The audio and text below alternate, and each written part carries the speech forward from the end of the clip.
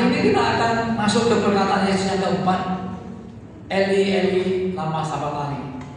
Artinya, Allahku, Allahku, mengapa engkau meninggalkan aku?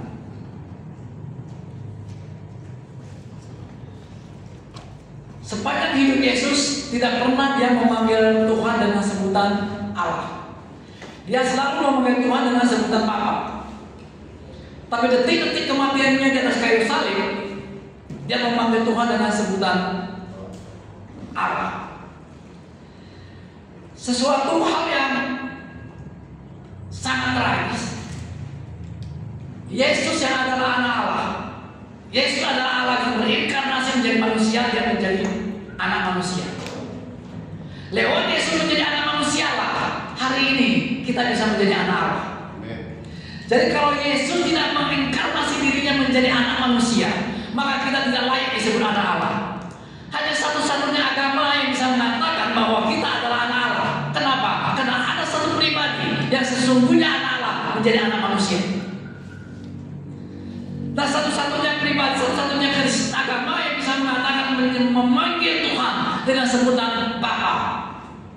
Oleh sebab di atas salib yang mengatakan memanggil Tuhan dengan sebutan Allah.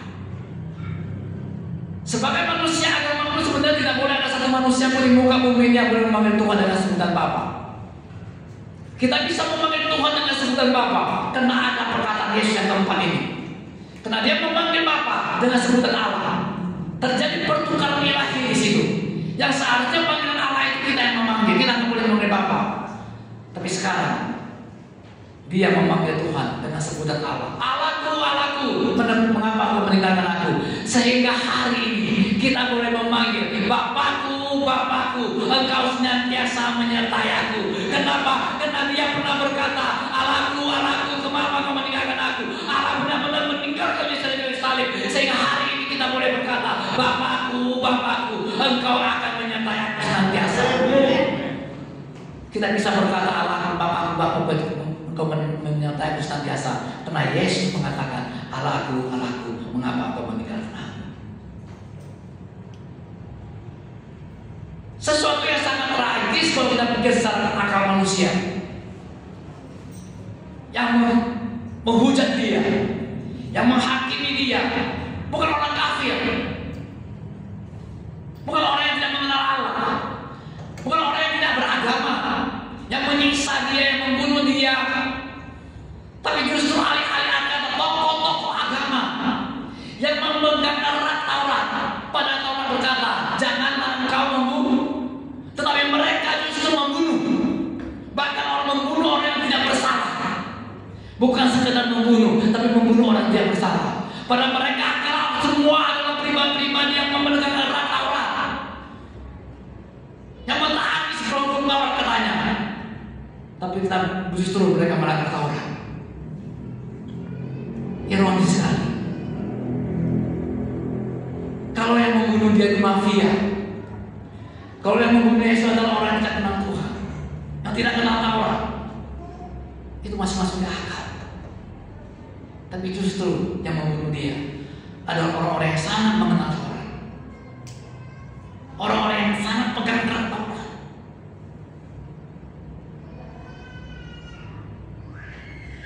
Kenapa ini semua bisa terjadi? Kalau kita tanya kenapa, jawabannya cuma satu: semuanya itu harus digenapi. Karena ada rencana Tuhan yang besar di balik itu. Dari mulai jam 9 pagi sampai jam 12 teriknya matahari, keringat berkecucuran, darah berkecucuran, dan keringat-keringatnya itu berkeringat tiada hentinya, masuk ke lubang-lubang bekas paku, lubang-lubang kawat duri yang di kepalanya itu, masuk ke lubang itu. Betapa pedihnya pada saat itu, betapa sakitnya pada sebelum pagi, teriakan-teriakan di bawahnya itu selama 3 jam.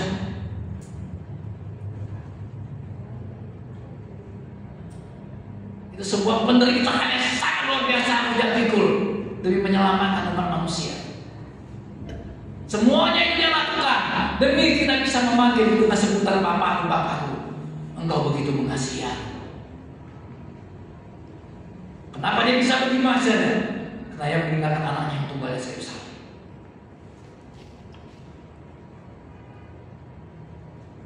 Ketika terik-teriknya matahari jam 12, sebuah keajaiban terjadi. Tiba-tiba kegelapan menutupi bumi.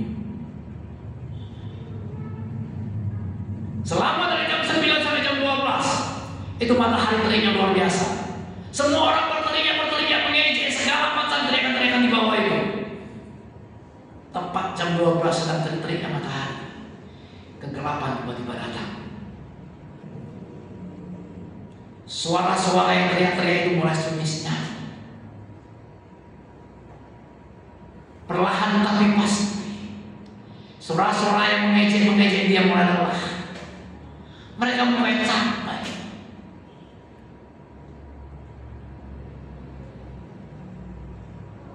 Sesuatu keajaiban terjadi yang sangat luar biasa.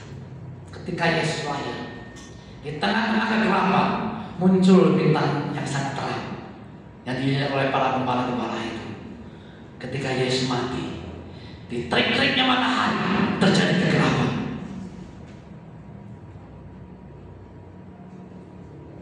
Kematian Yesus, banyak orang mengatakan kebetulan segala macam, bahkan orang yang tidak percaya di Yesus. Tapi sebagai orang Kristen, sebagai orang yang percaya kepada Tuhan, kita akan sangat percaya semuanya itu ada rekayasa Tuhan kita. Tidak ada yang kebetulan. Saya ulangi, ketika Yesus lahir, tengah malam kegelapan menutupi bumi, muncul bintang yang terang itu menunjuk kelahiran Yesus. Ketika Yesus mati, di tengah terik matahari yang begitu kuat, ada kegelapan datang di sini. Apakah itu kebetulan? Tidak. Semuanya di dunia ini kalau lepas dari cengkraman tangan Tuhan. Semua dalam kendali Tuhan. Bahkan apa yang terjadi kita besok itu semua dalam kendali Tuhan. Amin. Tidak ada satu yang terjadi dalam kehidupan kita tanpa Tuhan izinkan. Amin. Tidak bisa. Kalau kita tanya kenapa hidup kita bisa seperti ini, kita bisa semua itu. Percayalah, Tuhan selalu memperhatikan.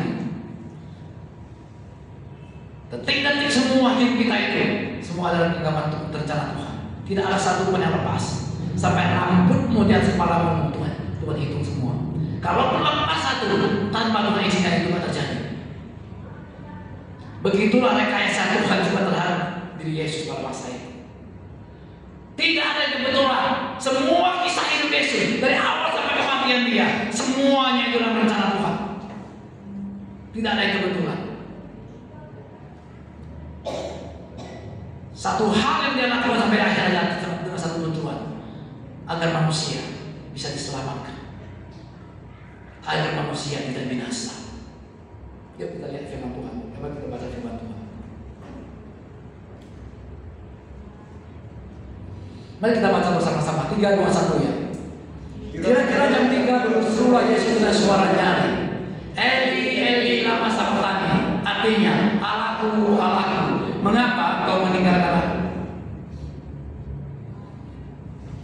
Dari jam 9 sampai jam 12, teriknya matahari, ke jam 8 datang sampai jam 3. Kita tahu ceritanya. Jam 3 itu kegelapan datang. Itu sebuah keajaiban. Itu sebuah mukjizat yang sangat luar biasa. Sesuatu bisa terjadi sedemikian rupa. Kenapa dia mesti ada terjadi kegelapan? Saya tahu mungkin pada saat itu detik-detik kemampuan secara manusiawi Yesus terbatas juga, karena dia tetap 100% manusia. Kalau dia Tuhan yang memang merasa sakit, tapi waktu itu dia benar-benar 100% manusia. Terik matahari yang menghantam dia itu luar biasa sekali. Pada saat yang sama, darah kedua, air kedua, yang keluar dari tubuhnya bukan sekedar darah, dan air juga mengalir keluar. Lebih kurang, katanya 5-6 liter darah keluar.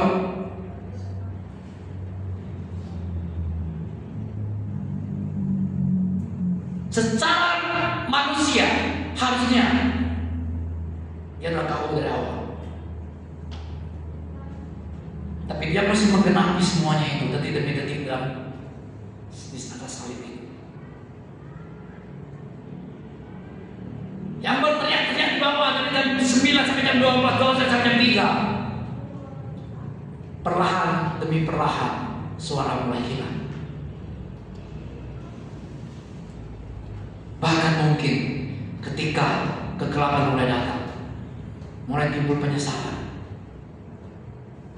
Karena saya percaya seperti yang lalu saya katakan, orang yang berteriak salibkan dia dan kayu salib, juga orang yang sama ketika meneriak dia, ini anak Daud,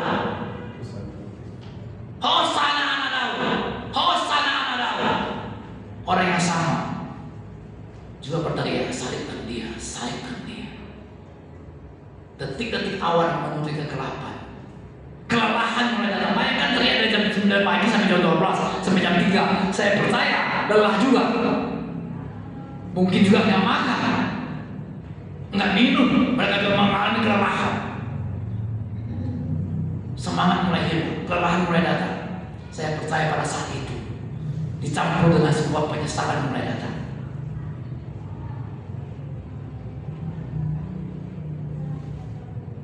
Jam 3 sore, hari sudah mulai gelap, seperti jam 6 sore. Padahal masih jam 3, tapi hari sudah gelap gulita. Mungkin sebagian sudah mengatakan, yuk kita pulang. Karena itu kejadiannya di atas bukit Golgota. Hari mulai gelap. Dalam bayangan mereka, hujan segera datang. Kan kira-kira seperti itu. Hujan deras segera datang. Sebagian mulai pasti mengatakan, ayo kita pulang. Semuanya sudah selesai. Ada yang pulang dengan merasa sebuah kemenangan, tapi saya percaya tidak sedikit yang pulang dengan penyesalan. Sadar apa yang kita perbuat itu. Kalau kita baca sampai kisah akhirnya, mereka pulang sampai memukul diri. Artinya ada penyesalan di sini.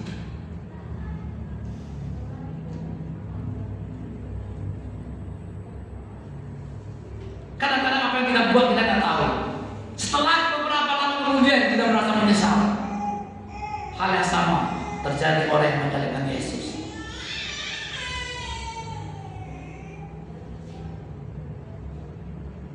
Next.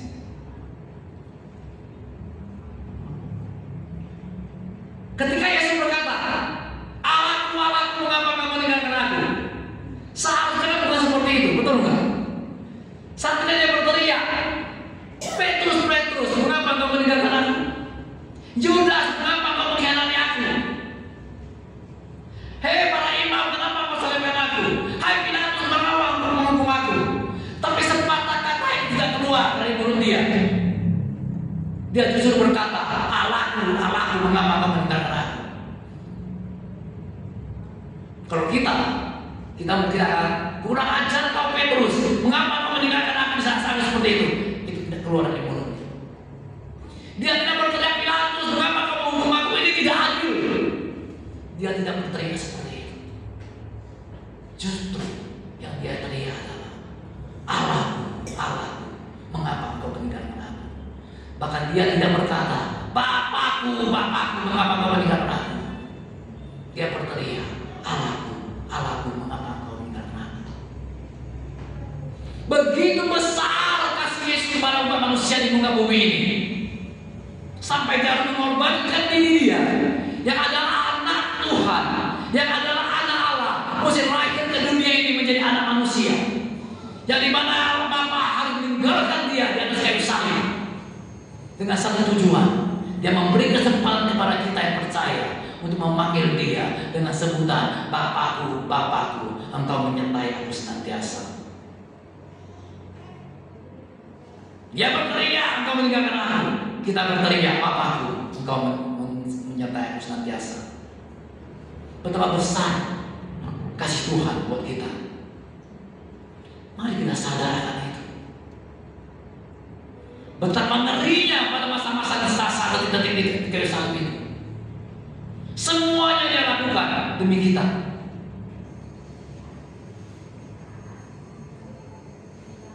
Petrus yang betul kejam menjual dia, Judas yang betul kejam menjual dia, imam-imam para ahli Taurat, imam-imam ahli Taurat, orang Farisi. Bukankah mereka semua ahli Taurat? Maka ketika Yesus menyembuhkan pada hari Sabat, mereka berdebat dengan Yesus. Hari Sabat tak boleh menyembuhkan. Ketika ada orang yang mati sebelah tangannya, mereka memuji Tuhan, bolehkah menyembuhkan orang pada hari Sabat? Menurut orang Farisi, menurut ahli Taurat tidak boleh. Lalu Yesus tanya, kalau dombamu masuk ke dalam jurang, kamu selamatkan?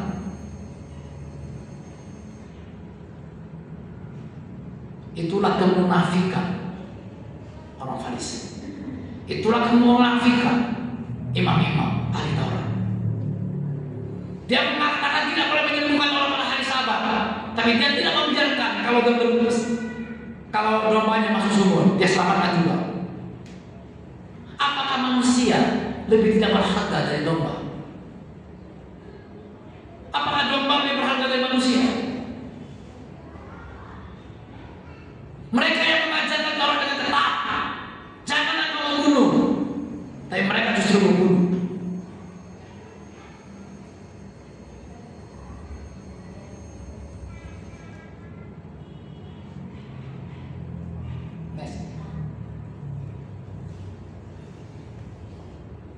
Jadi Yesus dengan kayu salib bukan lagi kesuksesan Judas menjual dia, bukan keberhasilan Pilatus bisa memvonis dia, bukan. Semuanya itu terjadi karena memang sesuai adanya. Memang Yesus harus diremukkan. Yesus mesti dihancurkan. Yesus mesti mati di kayu salib, bukan karena keberhasilan mereka, bukan karena kesuksesan mereka. Mereka saja merasa berhasil, puas. Imam-imam puas, ahli Taurat puas. Yang tidak puas Pilatus, yang katanya terlihat stres dan gila. Walaupun tak tulis Alkitab, kalau menurut Pak Spentong sih seperti itu dia. Akhirnya Pilatus mati dalam keadaan stres. Tiap hari dia melihat darah di tangannya. Tiap hari dia ada. Karena ketika dia menyerahkan Yesus, aku tidak bertanggung jawab atas nyawa orang yang darah orang ini. Lalu dia pergi cuci tangan. Tapi bayangan-bayangan merasa berdosa itu terus menghantui dia. Setiap pagi, setiap siang, setiap malam dia melihat darah di tangannya. Akhirnya mati stres. Yesus mati bukan karena hukuman. Yesus mati bukan karena keberhasilan Judas. Yesus mati memang sudah dinubuatkan, dia harus dilumpuhkan. Karena semua perjanjian lama itu harus digenapi. Tidak boleh sedikit pun tidak boleh digenapi. Makanya Taurat tidak boleh hilang satu titik pun tidak boleh. Itu mesti digenapi. Tapi semua itu digenapi oleh Yesus, bukan Anda, bukan saya. Bukan kita semua yang menapinya.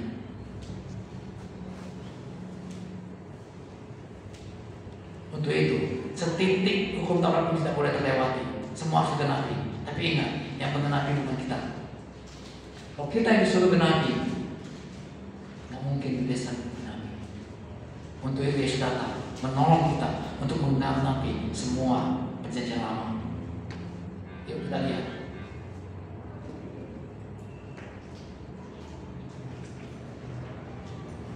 Orang-orang menempatkan kuburnya di antara orang fasik, dan dalam matinya ia di antara penjahat-penjahat. Ini adalah nubuatan 700 tahun sebelum Yesus mati.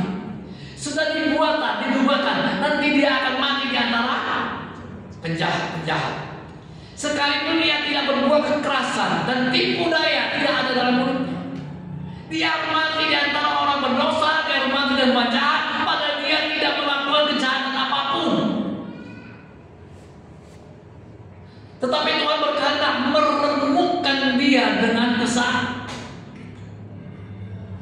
Ini semua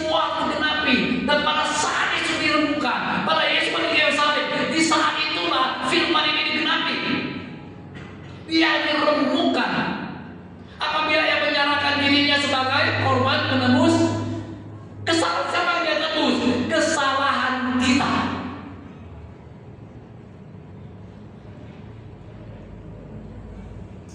Umurnya akan maju, kehendak Tuhan akan terlaksana olehnya. Jadi semuanya itu agar kehendak Tuhan terlaksana oleh siapa? Oleh dia. Di atas kayu salib itulah dia menggenapi semua kemauan Tuhan. Di atas kayu salib itulah dia menggenapi seluruh perjanjian lama. Makanya hari ini kita boleh makan daging babi. Kalau tidak, daging babi itu nggak boleh kau makan. Kamu nggak boleh makan cumi-cumi, udang, nggak boleh. Semuanya ada genapi di situ.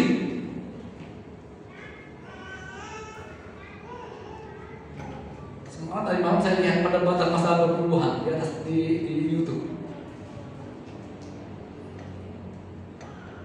Jadi kata pendeta yang mengajarkan perpuluhan, dia bilang enggak semua penyelaman itu tiga, ada yang harus dikerjakan lagi, ada yang sudah dihapus. Mana bisa seperti itu? Pilih-pilih sesuai kehendak masing-masing aja. Oh ya ini yang harus dikerjakan lagi, ya ini harus dikerjakan lagi. Enggak. Yesus sudah pada kayu salib, mati di kayu salib. Bahkan Efesus 2:15 mengatakan, dengan matinya Yesus kayu salib, ia membatalkan hukum Taurat dan semua penderitaannya. Kenapa dia membatalkan itu? Karena hukum Taurat itu adalah mawar. Hukum Taurat adalah kutuk.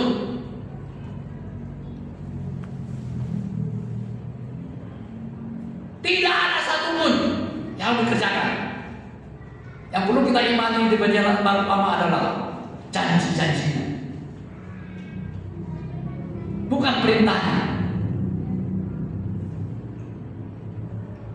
Semakin ke belakang ini, perdebatan masalah perpuluhan semakin tajam saja di media sosial. Karena ada semakin banyak orang yang sadar.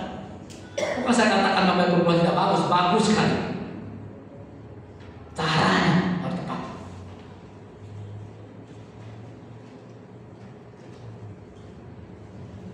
Jangan sampai orang tuamu nggak makan, tapi kau kasih perpuluhan.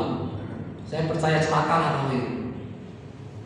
Yesus bilang sama orang Farisi, engkau berkata, apa yang aku berikan kepada orang tuamu telah kuberikan kepada Tuhan. Dengan kata yang lain, kalau Yesus kau seperti itu, bukankah sekarang banyak seperti itu?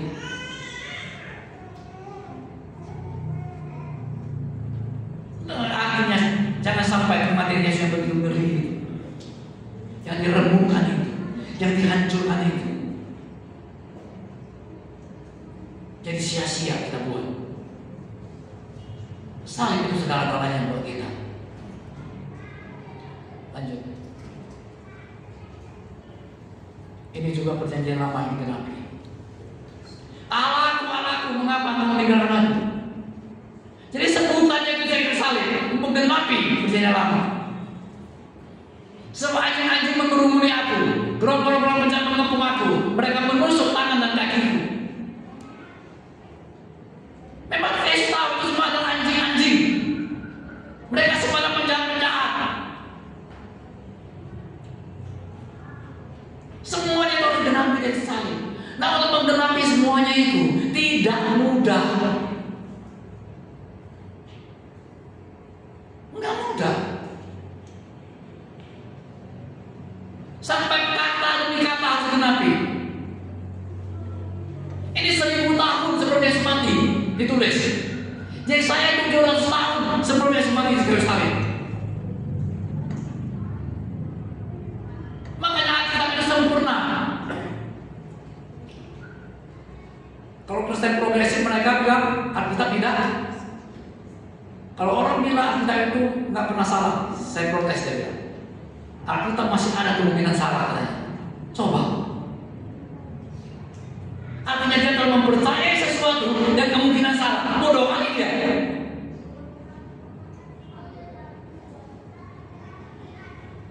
Jangan pernah dengar itu Kristen progresif.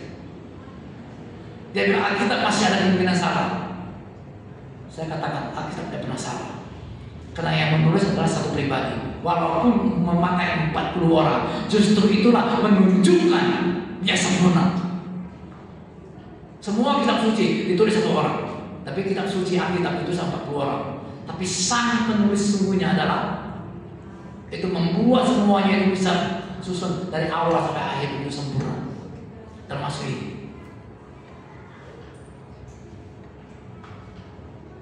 Next. Mari kita baca bersama-sama ayat 14. 3, 2, 1. Segala tulangku dapat kuhitung. Mereka menonton, mereka memandangi aku. Mereka membagi-bagi pakaian di antara mereka, dan mereka membangun di atas jubahku.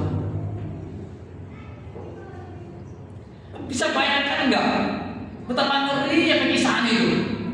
Dengan kata lain, ketika dia melihat tulangnya bisa dihitung semua. Kenapa? Karena dagingnya sudah gak ada lagi. Dihancurkan sampai sedemikian rupa, diremukkan sampai sedemikian rupa. Kalau dia hitung, dia bisa hitung tulang rusuknya. Dia lihat pada dengan kepala semua. Ngerinya itu. Kalau kita nggak sadar akan itu, betapa berbahayanya sebagai orang Kristen.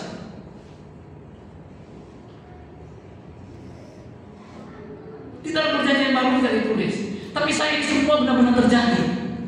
Waktu itu Yesus bisa menghitung tulangnya, karena nggak ada lagi kulit dan tubuhnya ini. Hancur semua. Itu dia lakukan semua supaya kita bisa berkata oleh bilur-bilurnya, aku telah menjadi sembuh. Amin. Sebuah kekejaman yang sangat luar biasa sekali. Mereka mengundi jubahku. Semua terjadi. Ya sekali ini. Ini 1000 tahun sebelum Yesus mati.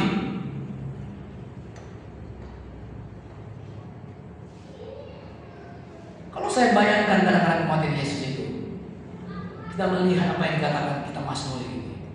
Ternyata kematian Yesus itu begitu mengerikan.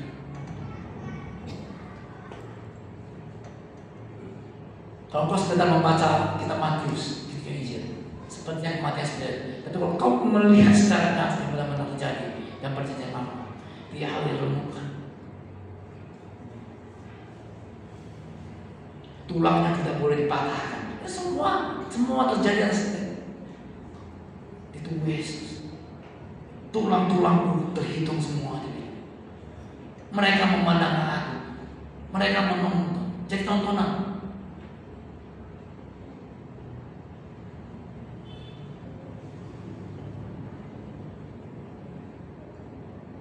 Bukti kita mengasihi Tuhan Yesus adalah ketika kita memahami betapa dalamnya kesengsaraan Yesus itu. Itulah membuktikan kita mengasihi Tuhan. Renungkan kesengsaraan Yesus itu sampai dia mengatakan perkataan yang keempat ini, Allahku, Allahku, mengapa kau meninggalkan aku? Ngeri sekali. Kulit kita terkupas sedikit aja minta ampun, betul nggak?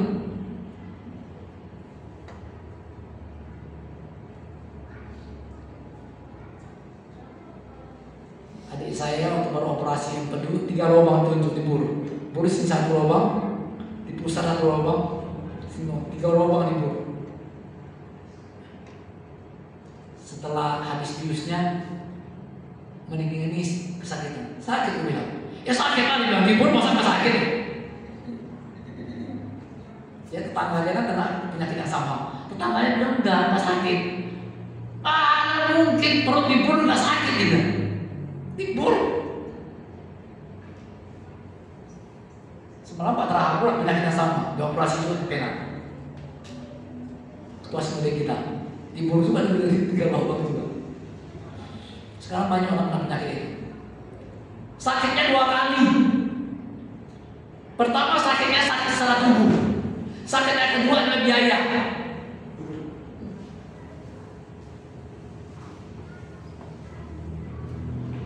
Saya bilang sama orang Siloam, kayaknya kalian ada yang salah. Apa yang salah Pak? Harusnya kalian nggak boleh tulis tiap hari laporan pengeluaran biayanya yang harus dibayar ke pasien, ke keluarga pasien. Ya, adik saya pakai asuransi. Kalau misalnya di pasien nggak pakai asuransi, dia bilang, awalnya dia nggak mati, dia mati. Tiap hari bertambah. Hari pertama 36, hari kedua 90 lebih. Dan kamu WA ke pasiennya. Ini pasien kalau nggak ada asuransi, dia bilang nggak sama mati, jadi mati. Itu hanya batu empedu. Bayangkan sakitnya Yesus itu. Kulitnya lepas semua, tulang-tulangnya bisa dihitung. Kamu coba bayangkan dulu, badanmu koyak, depan ini semua koyak. Lalu kamu bisa hitung tulang-tulangmu itu. Ngeri nggak? Itu yang dialami Yesus.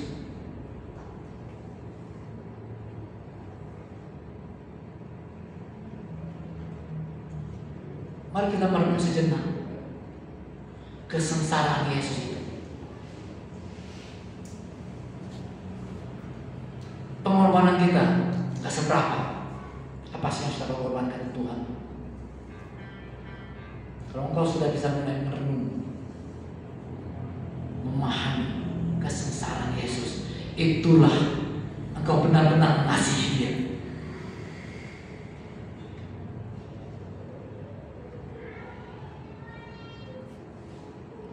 Karena begitu besar kasih Allah pada dunia ini, makanya mengaruniakan anaknya. Dia mengaruniakan anaknya bukan begitu aja, enggak. Dia pikul semua dosa ini. Cara pikulnya bagaimana? Tubuhnya diremukkan, tubuhnya dihancurkan.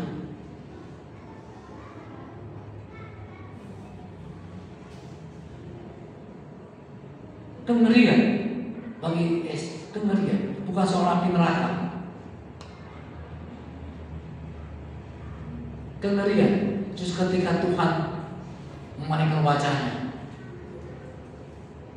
Ketika Getsemani Yesus berdoa, Bapa, kalau boleh, lalukanlah cawan ini daripada aku. Yang dia ngerikan bukan penyiksaannya itu. Yang paling dia ngerikan ini kata-kata tadi, Allah aku mengapa kamu meninggalkan. Itu yang paling ngeri buat dia. Selama Allah bersama dia nggak ngeri. Ketika dia berdoa seperti itu, Tuhan bisa mengirim malaikat untuk menguatkan dia. Tidak masalah, karena Tuhan masih menyertai dia. Yang paling ngeri di zaman itu adalah bukan penyiksaannya. Yang paling ngeri buat dia adalah ini dia. Bapa, mengapa engkau meninggalkan aku? Ini yang membuat dia sulit untuk menghadapi. Maka di dunia ini, yang paling ngeri buat kita adalah Bapa memalingkan wajahnya dari kita. Itu juga yang dialami yang takut Yesus. Dia bukan takut penyiksaannya. Dia bukan takut paku itu. Dia sudah tahu akan dihadapi. Dia akan hadapi itu. Yang paling dia sulit menerima adalah mengapa kau meninggalkan aku? Itu yang paling ngeri buat dia. Jadi kengerian buat kita juga yang paling ngeri adalah ketika wajah Tuhan dia memalingkan wajahnya kepada kita. Maka pada saat itulah keluarga kita akan seperti neraka. Gereja akan seperti neraka. Gereja bisa seperti neraka kalau semua Tuhan sudah memalingkan wajahnya.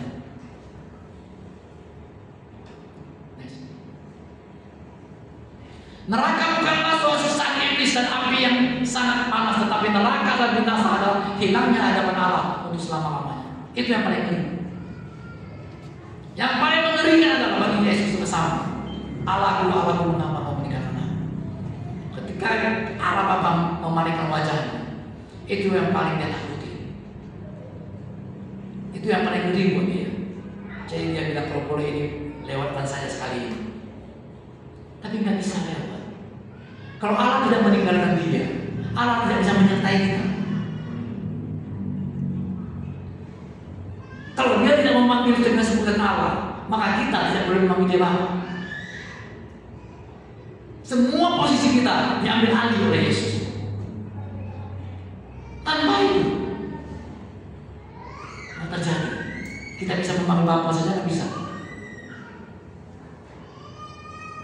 Mari kita meresapi itu. Resapi, renungkan dalam-dalam. Pengorbanan Yesus itu begitu luar biasa, ngeri sekali. Kalau sudah tubuhnya sudah ditinggalkan apa lagi, semuanya itu dia lakukan karena dia begitu mengasihi kita. Mari kita juga belajar karena kasihnya kepada kita yang mendalam. kita perlu memahami, menyelami kesengsaraannya di atas kayu salib. Next. Jika Allah tidak ada dalam keluarga, maka keluarga itu seperti neraka. Jika Allah tidak ada dalam gereja, maka gereja itu juga seperti neraka. Tidak ada artinya.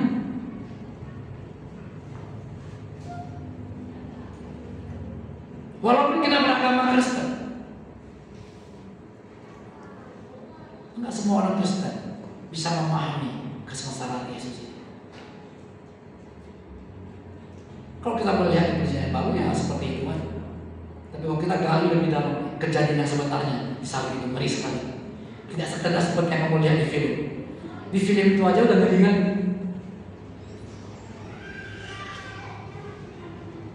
Makanya penulis naskah film itu bilang, ini belum 50% apa yang dia lihat. Yang dia lihat itu lebih ngeri dari itu. Belum 50%. Sampai pemeran utamanya patah 3 kali. Setan berusaha menggagalkan film itu.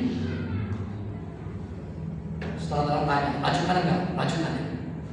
Selesai operasi, lanjutkan lagi. Itu film luar biasa. Akhirnya itu menjadi sebuah film yang paling banyak ditonton orang seluruh dunia ini.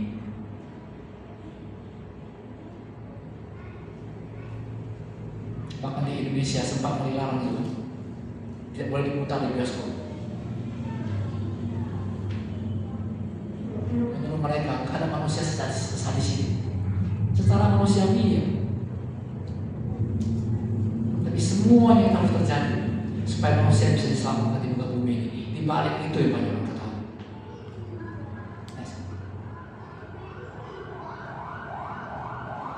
Allah tidak akan meninggalkan kita karena Allah sudah meninggalkan Kristus di atas. Ketika Yesus berkata, Allahku, Allahku, mengapa kau meninggalkan aku? Mulai pada saat itulah bagi orang percaya Allah tidak pernah meninggalkan kita. Sehingga kita bisa berkata, Bapakku, Bapakku, Engkau menyertai aku senantiasa. Kenapa? Karena Yesus berkata, Allahku, Allahku, mengapa kau meninggalkan aku? Sehingga hari ini kita bisa berkata, Bapakku, Bapakku, Engkau menyertai aku senantiasa. Maka Yesus berkata, aku akan menyertai engkau sampai akhir zaman. Kenapa Tuhan bisa menyertai akhir zaman? Karena Tuhan mengingatkan Yesus dari Yerusalem. Jadi perkataan keempat Yesus ini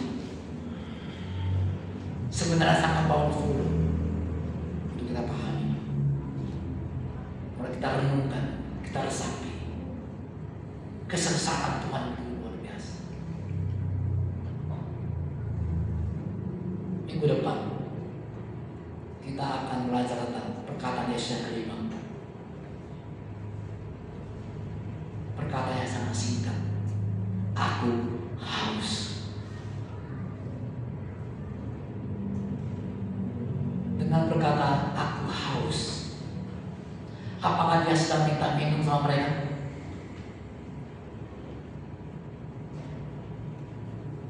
Biasanya kalau kita bilang aku haus, apa lagi minta minum?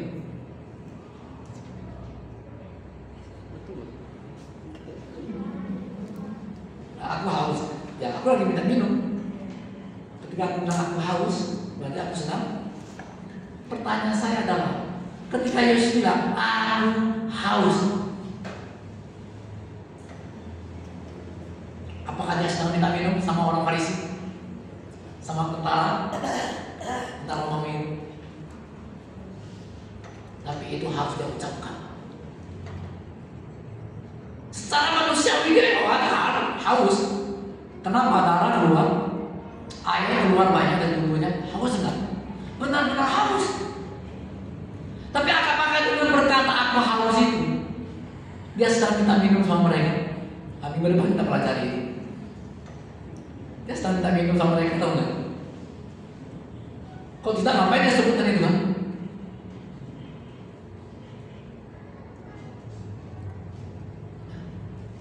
Nanti minggu depan kita akan lanjutkan dengan